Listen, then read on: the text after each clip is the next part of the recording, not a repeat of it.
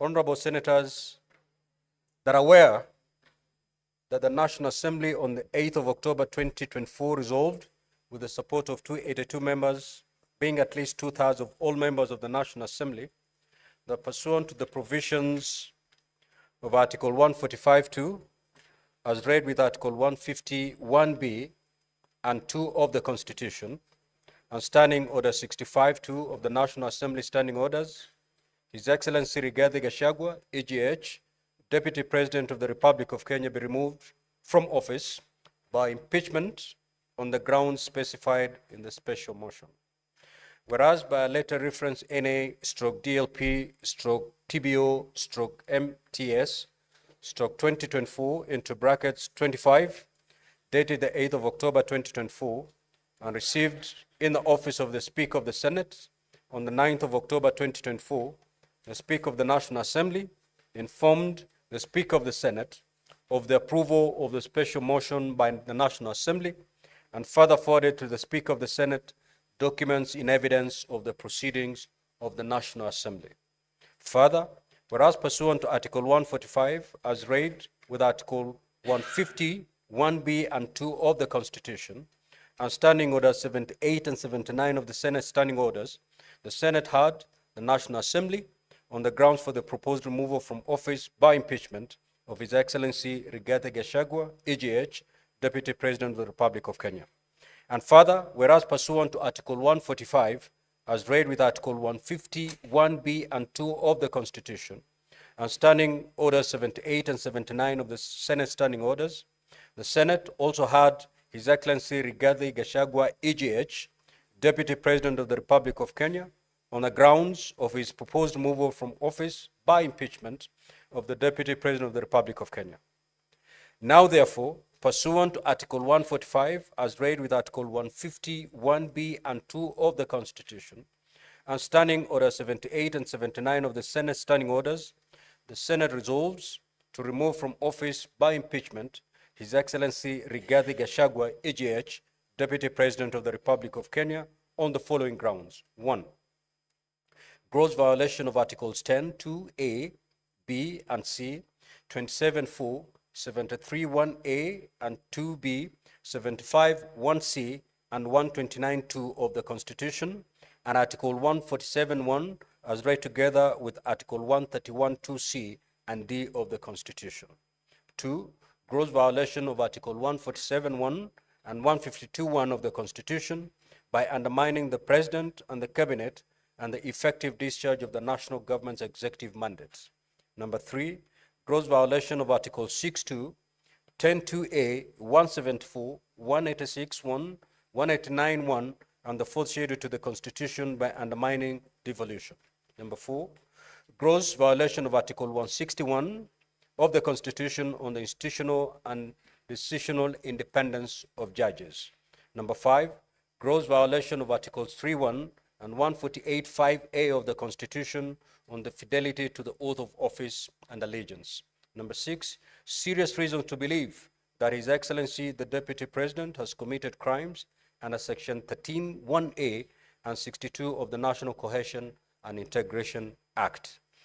Number 7, serious reason to believe that His Excellency the Deputy President has committed gross economic crimes under Sections 45(1), 46, 47(a)(3), and 48(1) of the Anti-Corruption and Economic Crimes Act, and Sections 2, 3, 4, and 7 of the Proceeds of Crime and Anti-Money Laundering Act.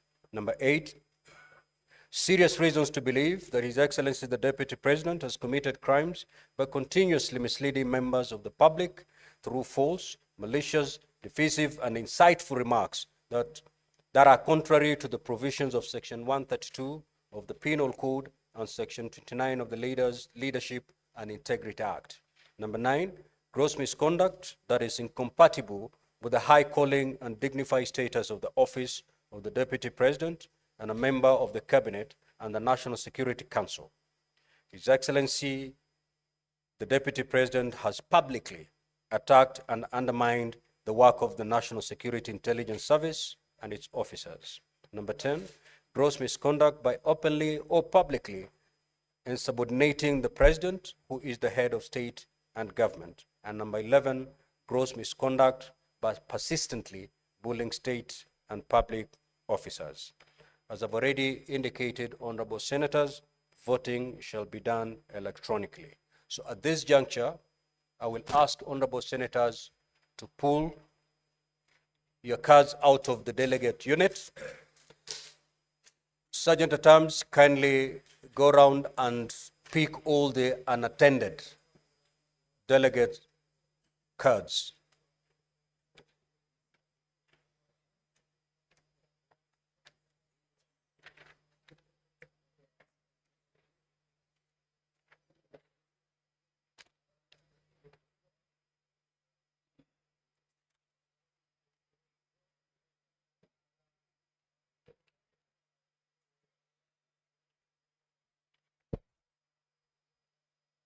Sergeant at Arms, if you're done collecting the unattended cards, we're good.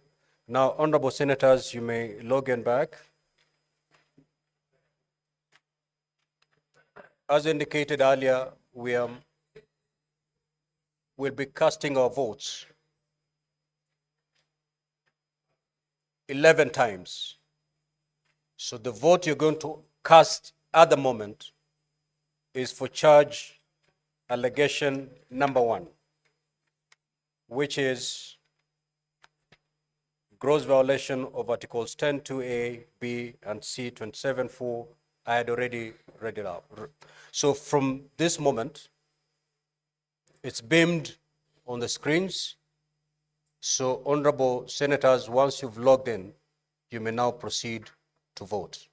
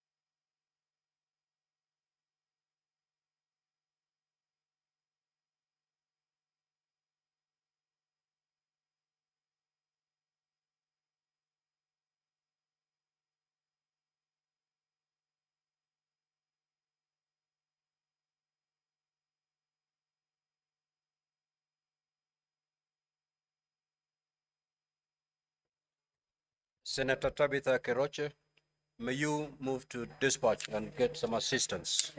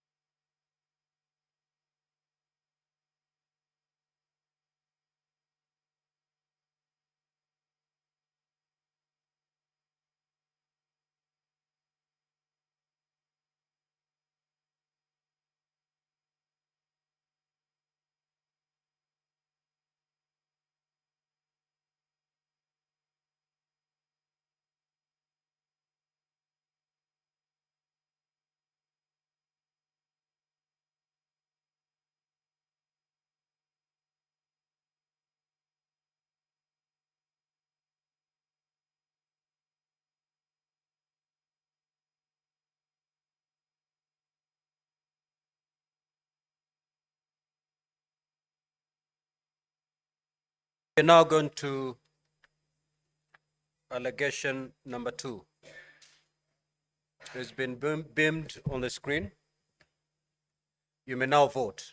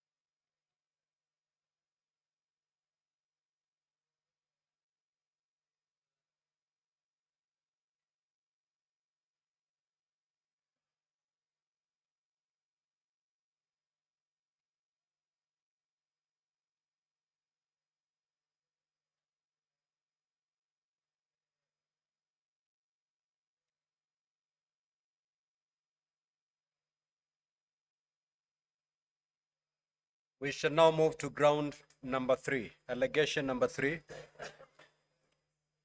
Can you beam it?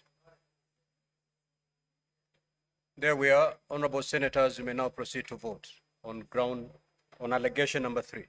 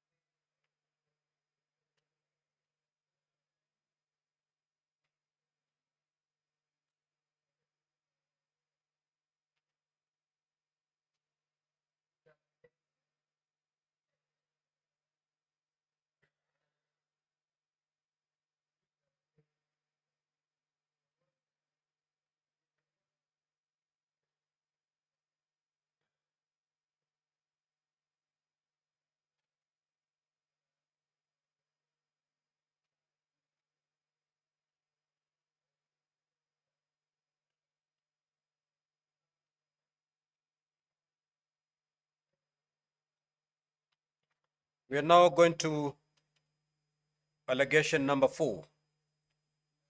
Let it be beamed on the screen. Honorable Senators, we may now proceed to vote on ground number 4.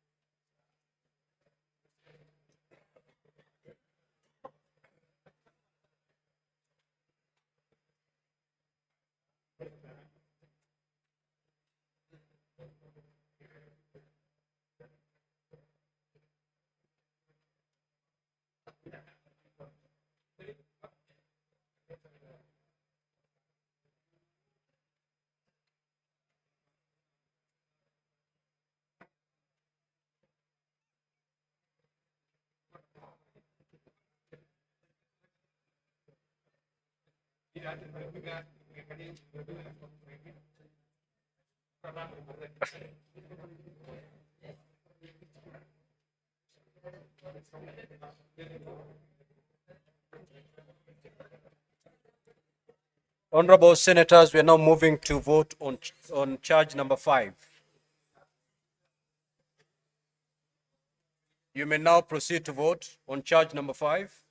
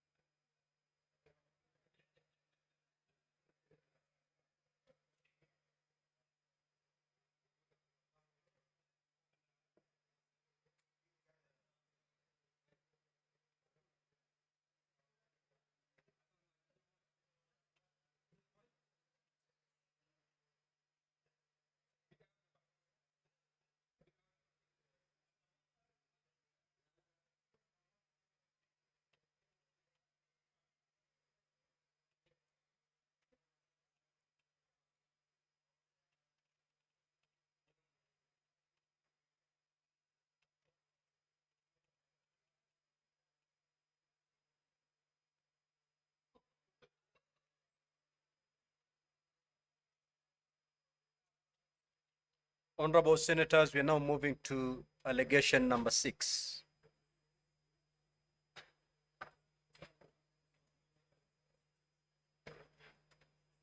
Honorable Senators, you may now proceed to vote on allegation number 6.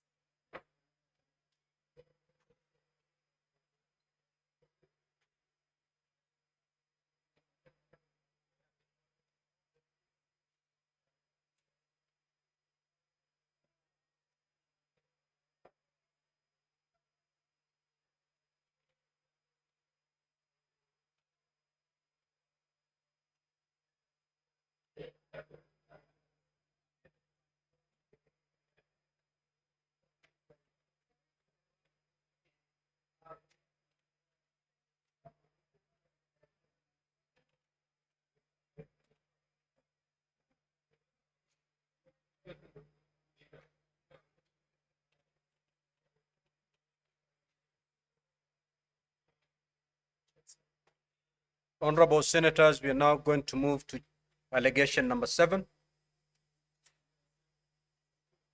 Honorable Senators, you may now proceed to vote on allegation number 7.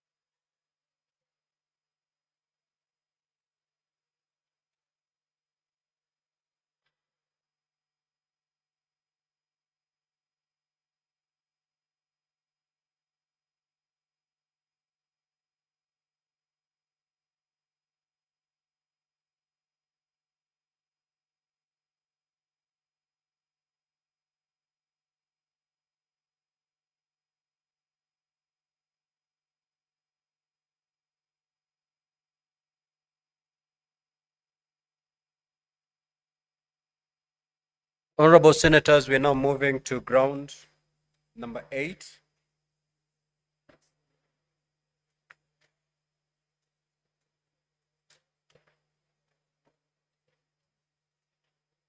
Honorable Senators, you may now proceed to vote on ground number 8.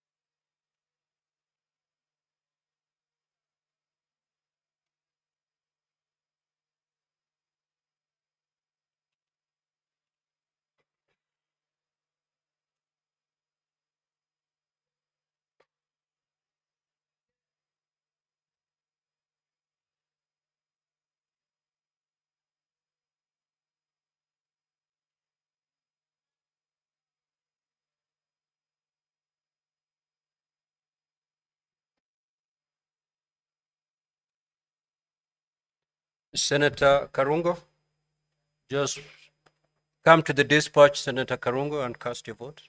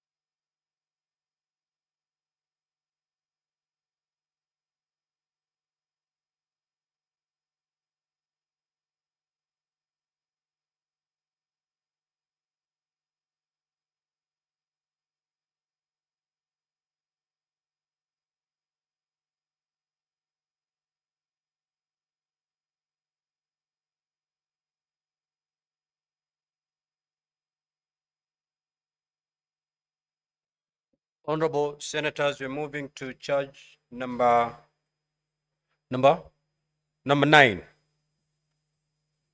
You may proceed to vote.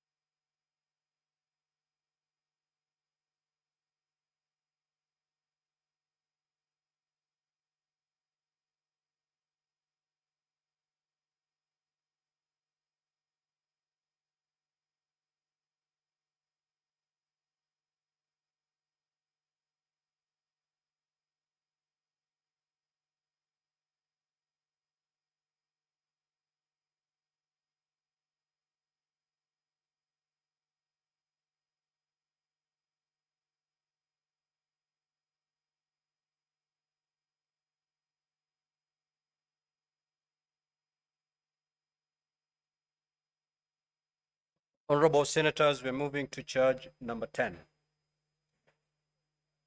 You may now proceed to vote.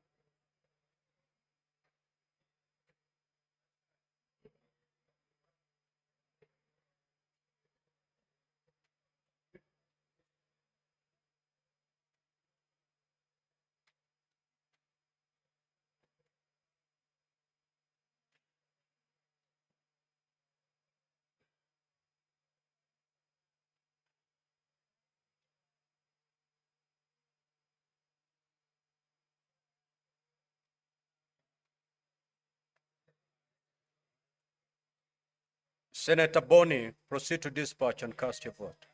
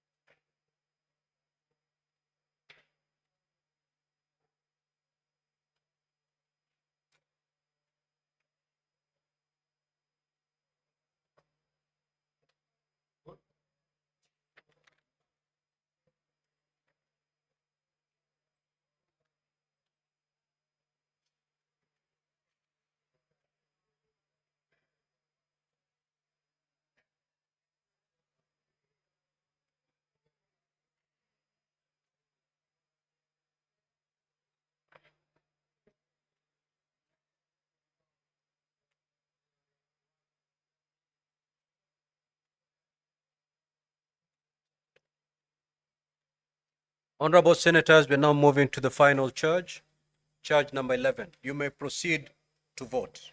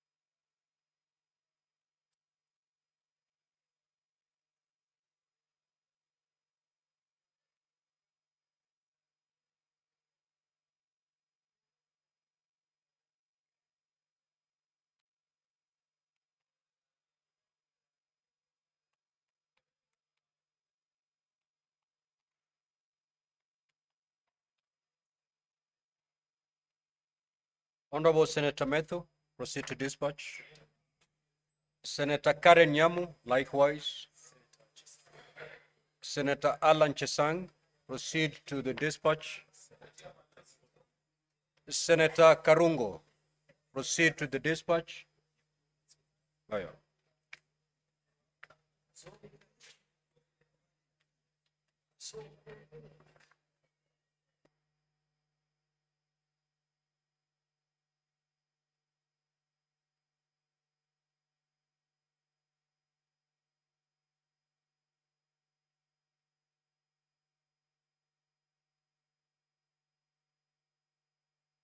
Senator Miraj, proceed to dispatch and cast your vote.